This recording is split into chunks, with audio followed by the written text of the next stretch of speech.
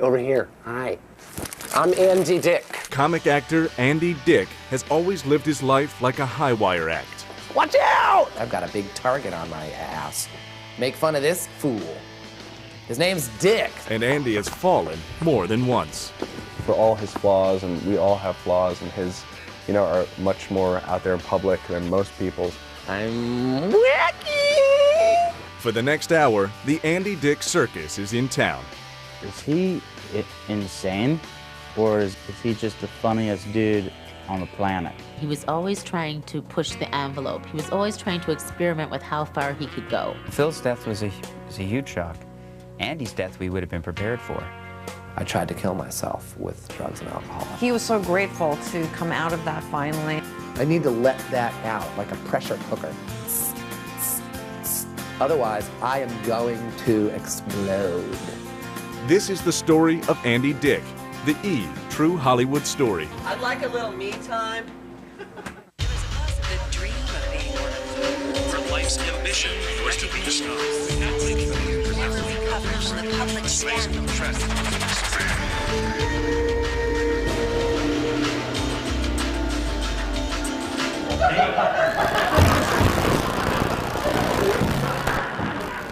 I couldn't find the yet. I found it.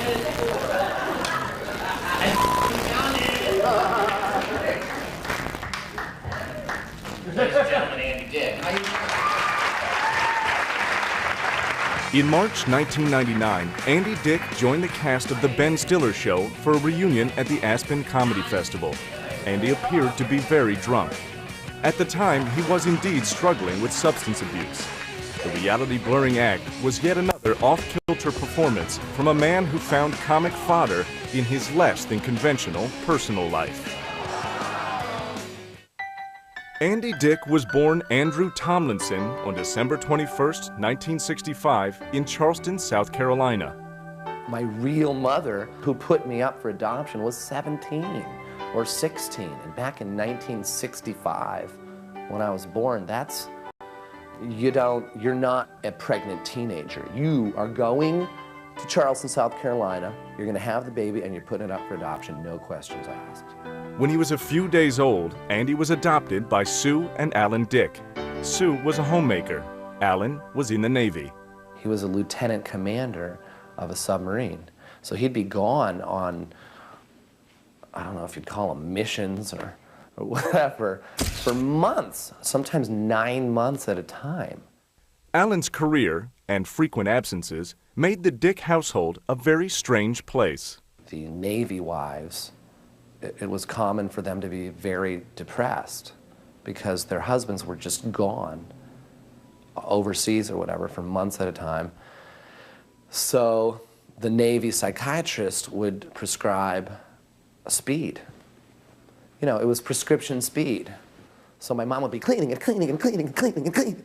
And, I'm running around in the woods catching frogs. When Andy's father was home, he was a strict disciplinarian who cracked down on Andy and his adopted brother Jeff. Laughing at the dinner table was not allowed. That was one of the rules. And that's basically because he always thought my brother and I were laughing at him. And you know what? We were a lot of times because he was so uptight. It was funny to us. Andy grew up a Navy brat. By the time Andy was a teenager, his family moved several times. That was not easy. To always be the new guy, and on top of it, to always be the new guy named Dick. Andy was teased a lot. He soon learned that a good sense of humor was his best defense. I've got a big target on my ass. Make fun of this fool. His name's Dick, so the funniest people would always come to me and then make fun of me. But what that did in a lot of ways is it had these brilliant, kid writers hanging around me. In the early 1980s, the Dick family settled in Joliet, a suburb of Chicago. Andy attended Joliet Township High School. He quickly found his passion, theater. Andy's friend, actor Anthony Rapp. He was always hilarious. And not just funny like the class clown, but inspiredly funny. In his senior year, he played a supporting role in Camelot and just tore the house down in a very small comic role. Andy often drove into Chicago and soaked up the city's comedy scene. I dove into Second City and the whole improvisational scene. I got into a theater group at the Improv Olympic with Del Close and Sharna Halpern. I studied. Improv Olympic co-founder Sharna Halpern. He definitely had some innate talent. There was something very special about this boy. He was a great physical comic. He had this natural ability to look like something was happening to him, but he was actually in control. Going on stage in front of an audience with no script and nothing whatsoever is the most nerve-wracking thing a human being can do. In 1985, Andy enrolled at Columbia College in Chicago. There, he met art student Ivan Kovalchik. Andy was just like this kind of, I think he wore Gap clothes, or really kind of just straight up kind of nerdy clothes. And I was amazed at who he was, though, because the clothes didn't describe like who he was, which was this cool guy who was acting. Andy continued to hone his comedy chops at Second City, the Improv Olympic, and any other venue that would let him go on stage. Comedian and founder of Uncabaret, Beth Lapidus. He had so much natural talent. It was never a decision. It was just, well, if you're 6 feet tall and, you know, super beautiful and people are taking pictures of you all the time, you become a model. I mean, there's no becoming, you just are. And the same with Andy. He was just naturally very funny. Even back then, he was always trying to push the envelope. He was always trying to experiment with how far he could go. That was the beginning of me kind of waking up to the fact that, hey, maybe I'm not really in control of what's going on in my own head. Coming up.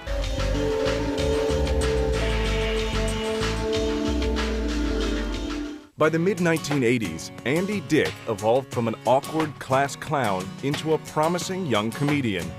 Andy hit his creative stride, but he picked up a nasty habit along the way. I remember like really always trying to experiment with the right levels. Okay, 1 beer's good. You know, maybe if I had 3, it's better. Throughout the 1980s, Andy Dick was refining his unique blend of stand-up comedy and performance art. Andy delivered the laughs, all the while indulging a desire to engage and shock his audience. I went on once as a Christian comic. You know, I do want to let you know I'm a Christian comic. I'm still going to make you laugh, but there might be a slight message for you. And very real, you know, people didn't know who I was, so they thought I was telling the truth. And then the Christian comic had a kind of a Tourette's type of, he's like, you know, okay, so a guy walks into the, damn it! You know, and then people were freaked. I would freak them out. The comedy gigs also exposed Andy to other highs. You're performing in a bar. People are drinking. The actors are drinking. It married the two for me.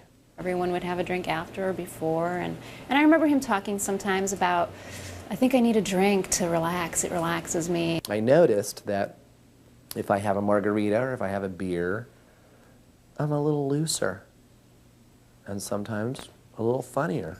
But Andy didn't stop at alcohol. Soon he began to use drugs to bring his comedy performances to the next level. I tried everything. I experimented with almost every drug you can think of and acting, because really my love was acting and performing for live audiences. Anything I could do to enhance that, I would try. While Andy was reaching unpredictable places on stage, he found balance out of the spotlight. In 1986, 20-year-old Andy and 19-year-old Yvonne were married. In 1987, Andy's father, Alan, died of cancer. The following year, Yvonne gave birth to a son, Lucas. Suddenly, Andy Dick, the struggling actor, was also a father. In addition to hustling for acting work, Andy grabbed any odd job he could. Comedy writer Jeff Kahn met Andy at a Chicago sandwich shop. People didn't know what to make of him making sandwiches. It's like people sort of got him when he was performing. He didn't want to be a waiter, he wanted to be an actor. So having to work extra jobs for your family, really discouraged him because he wasn't like single anymore, and he didn't have to just worry about himself. He had other people to worry about, so I think that was kind of hard. Luckily, Andy made some important connections on the Chicago comedy circuit.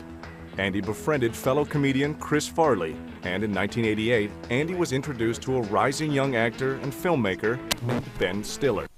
He was doing this little movie called Elvis Stories, and he wanted me to come in and audition. So he showed up at the hotel room. There was a knock on the door, and I opened the door and there was nobody there.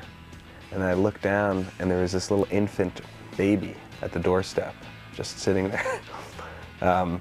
And I looked around, there's nobody. Then I looked down at the end of the hall and Andy poked his head out and said, "Hi, that's my baby." Ben and I clicked. I remember laughing a lot with Ben. We both have a very cynical, dark sense of humor. Stiller cast Andy in Elvis Stories. He just played it very real, and you know, he's an incredible improviser. He's just one of the best improvisers I've ever met or worked with. It's become very difficult. The disrespect that he shows me is just... Get a shot of Sissy Boy, man. Get a shot of Sissy Boy. After Elvis Stories, Andy decided to give Hollywood a try. I was just like any other young actor in LA, and I auditioned all the time and got rejected all the time. Circumstances can get really, really intense. And so money and the new place and a new job and everything got just really hard. In 1990, Andy and Yvonne's marriage came to an amicable end. They remained friends and devoted parents. What made our divorce really doable was that him and I both loved our son a lot, right? And he was the biggest thing in our life. Yvonne moved to Portland with Lucas, while Andy stayed in Los Angeles. Andy put all of his energy into his career. He started making the rounds of the LA comedy scene, including performing at Beth Lapidus' Un-Cabaret. Mr. Andy Dick! He talked about growing up, he talked about misbehaving, he talked about adoption, being adopted, he talked about having a baby. You know, and he really told the story of Andy on stage. Andy Dick and his little friend. Andy built a following, but the experimental performer was ready for more. He was looking for mainstream acceptance.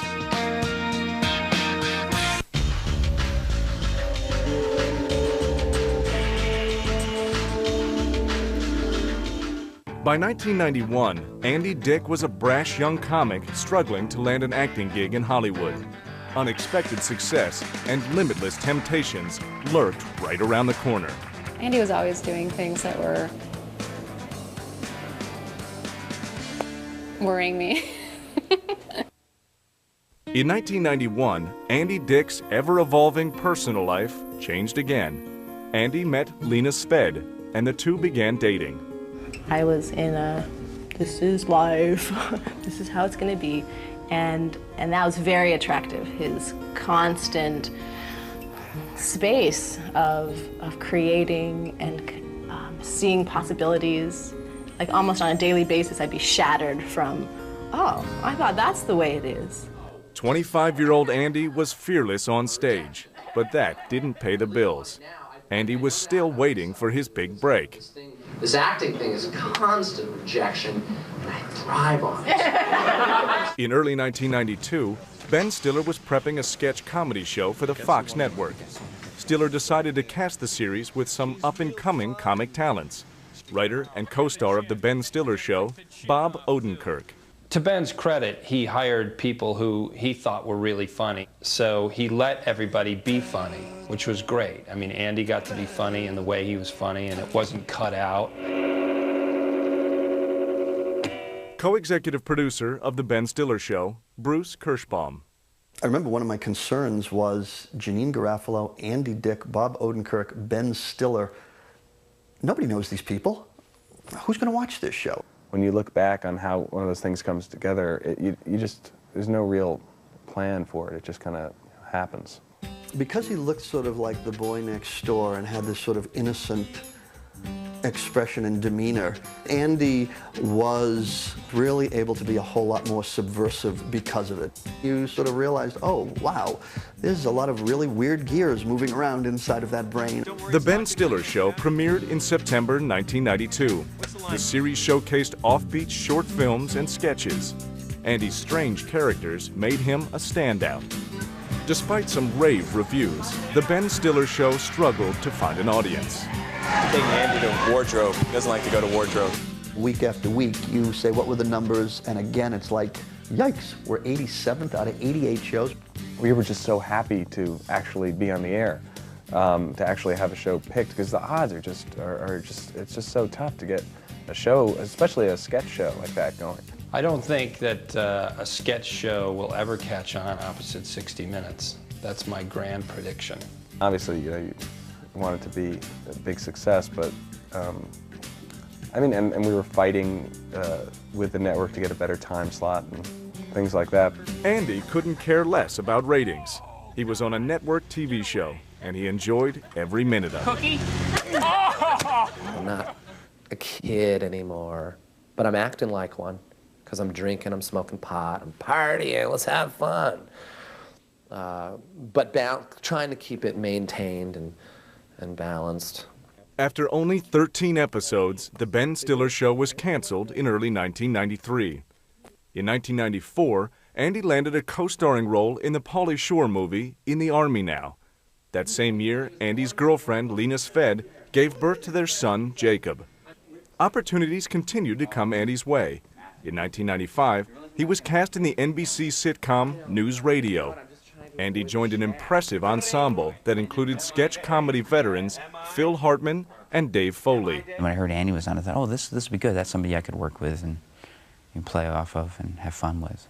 Despite their different takes on comedy, Andy immediately bonded with Saturday Night Live alum Hartman. This is the secret one-way mirror. I can see them, but they can't see me. Andy's all about that moment of inspiration, just flying off and doing whatever comes into his head. Whereas Phil was about really understanding every single beat and really constructing it like, almost like, it's almost like Mozart, where everything is in its right place. That's actually what he called him. He called him a father figure. It was a cool energy between them. Phil enjoyed anyone who could make him laugh, and Andy made him laugh. News Radio premiered on NBC in the spring of 1995. The part of Matthew Brock, a bumbling, sweet-natured cub reporter, was the most high-profile role of Andy's career. But it was also a creative straitjacket. He started getting frustrated when he thought his character was just retarded. He would sometimes get in a mood and complain, oh, so I'm just the gay retard. Matthew's the kind of guy who you look at him and he looks put together, but there's something off. You know what I mean? It's like, whatever. And with me, it's more like, I might look freaky, but really I've got things pretty much under control. It didn't surprise me that he got a little frustrated or bored by having to do the same thing every week. I think when I'm on stage, I think what I try to do is get things other than just... I think I like to have things like, ho-ho! While he worked on News Radio, Andy continued to unleash his wild performances at clubs around town.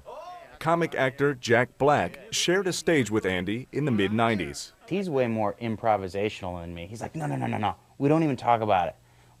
It'll be basically what'll happen is we'll go out and start playing, and then I'm gonna get mad at you for not rocking hard enough. And just don't worry about it. Don't even talk about it. Don't even think about it. I was like, all right. I don't like working like that, though. I like to think about it and write it out. And we went out there, and he went insane. I'm sure it was entertaining for the audience, but I was freaked out. I was like, what's going on? Creative frustrations aside, News Radio gave Andy a weekly outlet to perform and a more high-profile excuse to cut loose. My television career was taking off, and my drinking career was taking off at the exact same time. The thing I always said to Andy is, I said, I understand why I drink. I don't understand why you do. Because exactly what inhibitions are you trying to overcome? And it's true. So when Andy would get drunk or high, You've got this guy who has absolutely no internal sensor to begin with, and now he's inebriated. I never expected to be on a TV show. I never expected to be starring in movies. I wanted this, but I got that.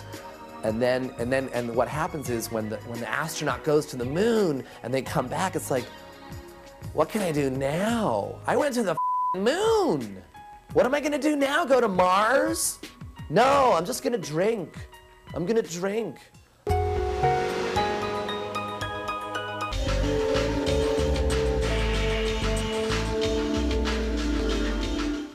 By 1996, 31-year-old Andy Dick was co-starring on a network television series and had a freewheeling lifestyle to match. But soon he was faced with more tragedy than he could bear. When you invite drugs and alcohol into your life, you're inviting the devil. By its second season, News Radio was a modest hit on NBC. But Andy's increasingly erratic behavior caused friction on the set. News Radio director Tom Chironis. He was late to work many times. I had a lot of trouble with that because I felt that in that way he was disrespecting his fellow cast members. But when he got there, he was funny. At one point when Andy was in one of his particularly bizarre nights, I just sort of mused out loud, you know, sometimes I think it would be great if we could get Matthew to play Andy. It would just be more efficient. Andy's reputation as an unpredictable performer began to follow him offstage. For a period of time, Andy shared a duplex in LA with his ex-wife, his girlfriend, and his 2 children. Suddenly, Andy's atypical living arrangements were fodder for tabloids. I moved back into town, so I stayed with my friend because I didn't have a place to stay. So I stayed at his house until I found a place to stay. That's not weird. It was merely Andy and I saying, of course, honey, come on and get yourself together here in LA, which is kind of a big old town. I wasn't dating Yvonne anymore. She was dating somebody else. I got along with her new boyfriend. And there were no sex orgies or big violent fights. I mean, there was like little add-on kind of elements to it, but it wasn't weird to me. And I found my own place and I moved out. Andy and his longtime girlfriend, Lena Sved, had a second child, Meg, in September 1997. But Andy's bad habits threatened the relationship. Definitely the drugs came into play at that time. Kids and drugs don't go together. When I started hearing things from people he was around about cocaine, that was like, where did that come from? That was like such out of the blue kind of a, no, Andy doesn't do that. You know, I was just really surprised. Along with cocaine, Andy was using pot and other drugs and still drinking. Addiction specialist Dr. Drew Pinsky. Smoking pot, drinking, and doing a stimulant. That's sort of a typical marijuana case. So in that sense, Andy was typical. Usually they'll try to manage not doing one by starting up another one. And, you know, Andy's typical of this. Andy's just more colorful in every way. Drugs and alcohol helped me achieve a certain balance. If I could keep them kind of leveled out. An interview in an October 1997 issue of TV Guide hinted that Andy was experimenting with more than just drugs. In the article, Andy claimed he had bisexual experiences. I would be lying if I said that I wasn't, at times, definitely a little bi. And I have a joke about being trisexual. I'll try anything. And so he might have enjoyed, experimenting, or maybe at one time he really considered himself bisexual. I think that talking about sexuality can overshadow what I think is kind of the more important stuff, which is the work, making people laugh or moving them or inspiring them. That same year, Andy's adoptive mother, Sue, passed away after a battle with cancer. Both of my parents are not alive anymore, and I love them both, and I know now that they did the best job they knew how. I f***ed myself up. Andy turned to drugs and alcohol to alter his mood. When you take away the alcohol and you're just left with all the crap, the pain or the anxiety or the frustration, now you just have to deal with it. You just have to deal with it. And that is just really no fun. It's much easier to drink. At the urging of friends, Andy began to attend Alcoholics Anonymous. Comedian Chris Farley was Andy's AA sponsor. He was helping me in sobriety. And then, you know, he broke his sobriety. And then I was hanging out with him too. We were both kind of partying, and 3 months later, he was dead. In December 1997, 33-year-old Chris Farley was found dead of a drug overdose in his Chicago apartment. I wanted Andy to learn a lesson from this. I said, I can't handle this. You cannot die too. You can't do this. And he said, I don't want to die. I'm not going to die. I'm not going to let that happen. And I said, that's what Chris said to me the last time I saw him. In early 1998, Andy and Lena Sved ended their relationship, but remained close friends. Following the death of Chris Farley, Andy knew he had to shape up. That was the first time I quit and went into rehab thinking, there's something definitely not right here. During Andy's stay in rehab, his friend and co-star Phil Hartman was especially supportive. Phil Hartman was the only person calling me while I was in rehab. Andy was making progress in his recovery.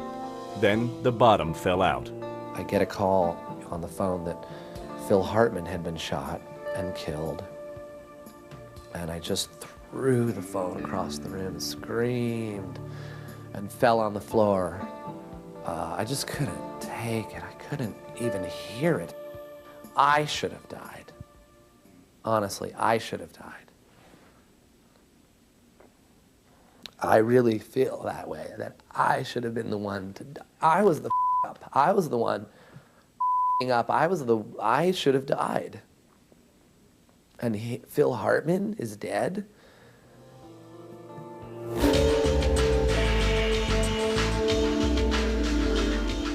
By the summer of 1998, Andy Dick was reeling from the tragic deaths of two close friends, Chris Farley and Phil Hartman.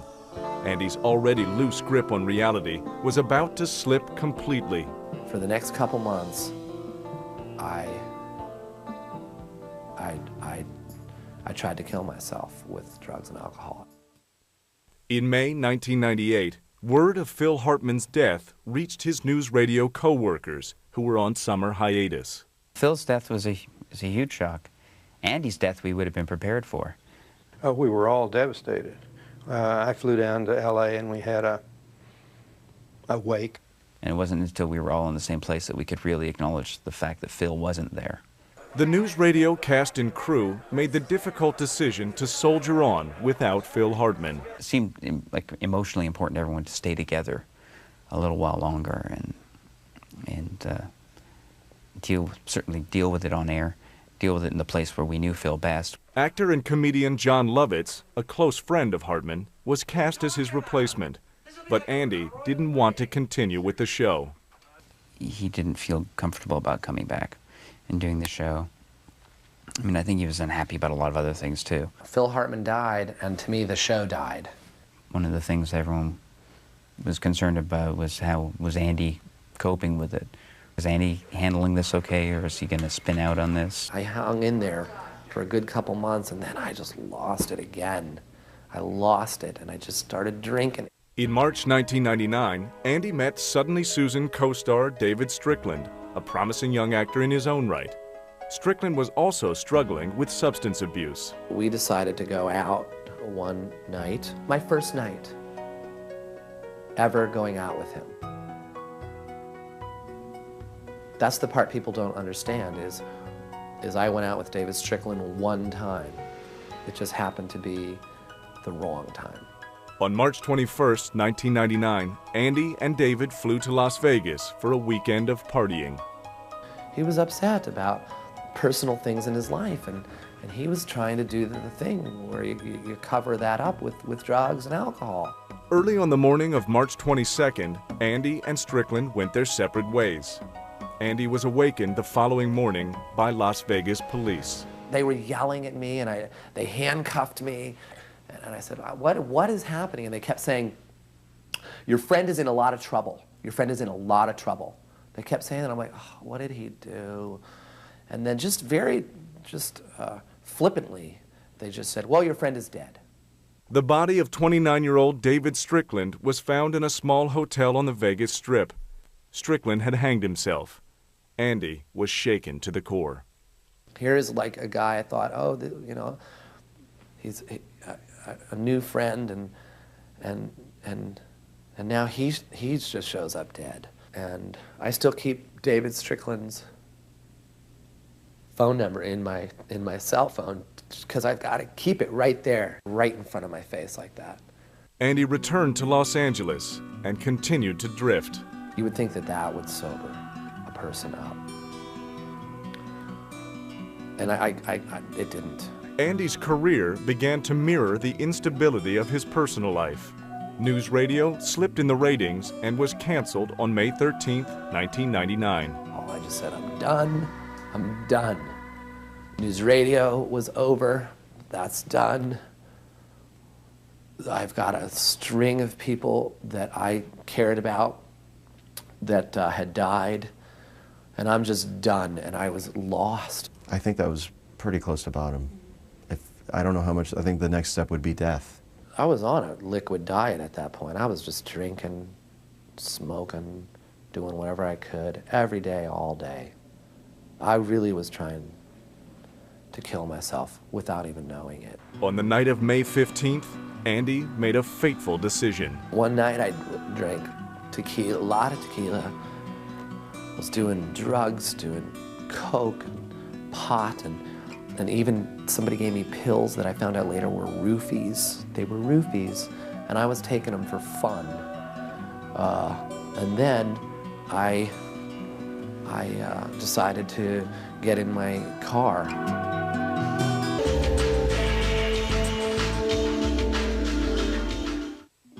In May 1999, Andy Dick was drowning after years of drug and alcohol abuse. But reality was about to catch up with the 34-year-old comic. You know, with my own crap, my own personal stuff, I'm at the worst point. And on top of it all, now everyone else is kicking me. On the night of May 15th, Andy Dick found himself behind the wheel of a car. Andy was drunk and had taken cocaine, marijuana, and the sedative Rohypnol. God just said, you're going into that pole, and I'm putting the brakes on this for you, because you can't do it, you little... And I crashed the car.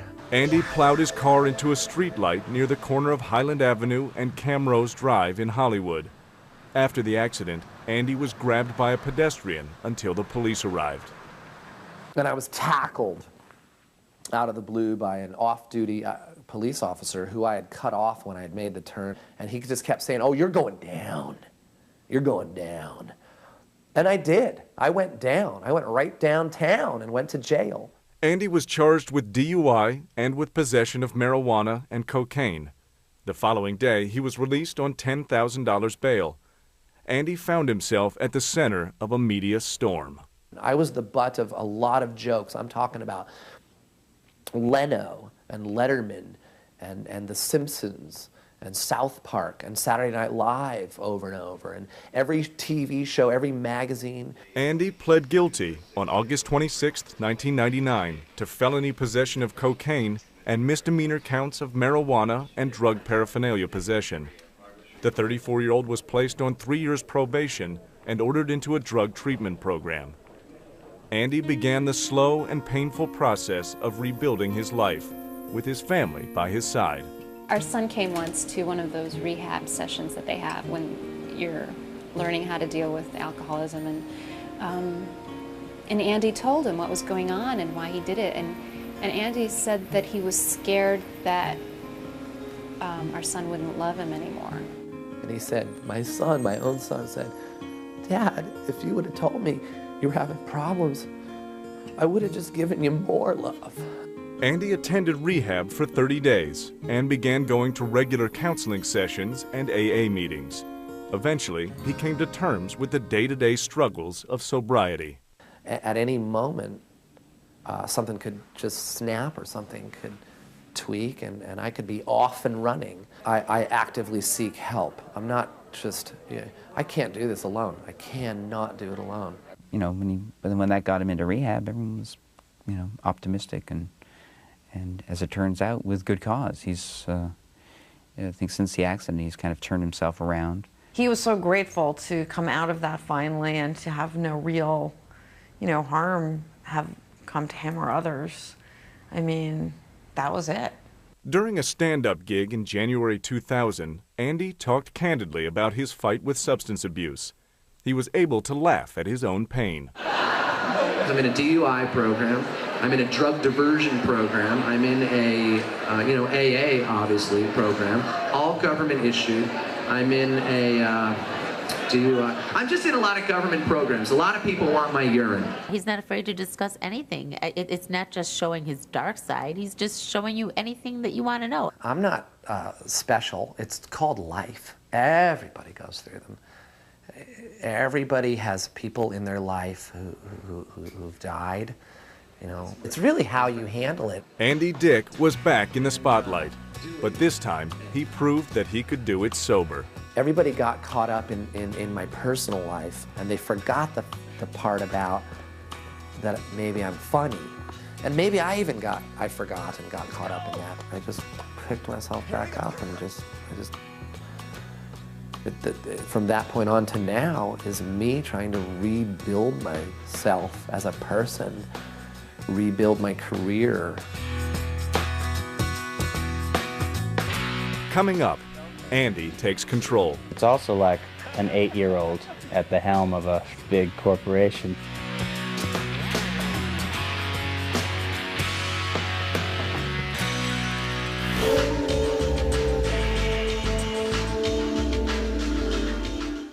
After years of alcoholism and drug abuse, Andy Dick decided to sober up. Andy focused on a new life and on making a comedy comeback. It was a little bit weird, a little dark. Good. I need to let that out like a pressure cooker. Otherwise, I am going to explode. In 2000, Andy Dick was eager to get back to work. He honed his directing skills by helming commercials for the Utah Transit Authority. She was like a plethora of information. Next, Andy approached MTV with an idea for his own series. MTV didn't come to me and say, we have a show called The Andy Dick Show, we think you might be right for it. I had to call them up and say, can I pitch you guys a show? In February 2001, The Andy Dick Show premiered on MTV. Andy threw himself into the series. He supervised every aspect of production, including writing and directing. He's so creative and so willing to explore and get something really substantial out of people. He has incredible commitment, and that's really the key, I think, when you're gonna do that kind of comedy. Each one of those sketches is Andy looking at himself in another way. It's like, now what can I learn about myself? He's done his MTV show now for 3 years and produced a lot of comedy, and he's done a great job. And I feel like he deserves to be seen that way as a serious artist who can deliver. He's like a corporation now, because he's really funny, but now he's like a producer and a director and a writer. All this stuff. It's impressive. But it's also like an 8-year-old at the helm of a big corporation. Something doesn't quite make sense about it, but it works. For all his flaws, and we all have flaws, and his, are much more out there in public than most people's. But he really cares about what he does. He really does. Andy also tweaked conventional sensibilities with his band, the Bitches of the Century. They released an album and toured clubs with a bizarre live show. I see you in the dark, leaving your brown skid mark. Andy also landed a co-starring role on the ABC sitcom Less Than Perfect, set to debut in the fall of 2002. 10 years ago would have been like, wow, now I can really drink. That's not how it is for me anymore. It's like, okay, good. I feel more secure financially and in my career, and I can really enjoy my personal life and my family and my kids and my friends. After a life filled with pain, loss, and redemption, Andy Dick looks to sobriety with hope. and caution. I'm the most content and satisfied than I've ever been in my entire life, ever. And like I said, it could go south tonight. Or tomorrow, you never know. To be continued, right? It's really inspiring to see him sort of really engaged in his life so fully again. Andy is one of the single funniest human beings I have ever met in my life to talk to. To just talk to this guy in a room or at a restaurant is to bite your lower lip to keep from breaking up. Good to see everybody. How's everybody doing? Is he insane? Or is he just the funniest dude on the planet? And the answer is both. It's the sense of humor he has. It's a lightness, a playfulness he has when you're with him and you're talking to him. He really is truly one of the funniest people I've ever seen or met, and I just think he has a tremendous talent. I'm a freak. I'm always going to have a weird personal life. I just want to make you laugh, and if I'm making you laugh, then can we just leave it at that? Hang out with me, some people say you might end up dead or worse, gay. But I pushed semi-hard to get you to like me. Now I'm in your bedroom on your TV, and you can't turn me off or remote control that. Do I turn you on? Good luck with that. Good luck with that. Good luck.